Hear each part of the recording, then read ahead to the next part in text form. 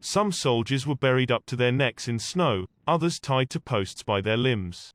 Badly trained and poorly equipped, Argentine soldiers suffered shocking conditions and even torture during the 1982 Falklands War, but it was inflicted by their own officers.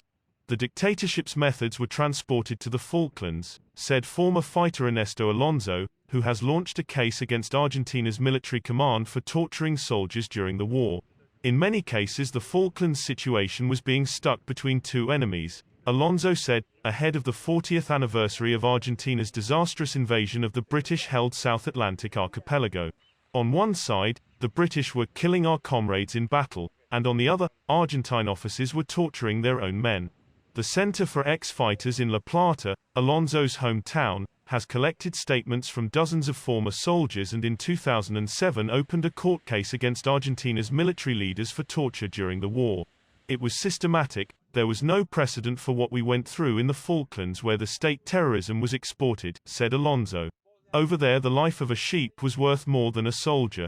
There were soldiers that died of hunger, added Alonso, who spoke of a very traumatic experience. I was witness to the death of a soldier who was punished by sleeping outside of his position, and one morning we found him between the rocks, covered by a poncho, almost frozen with convulsions. He did not survive the cold.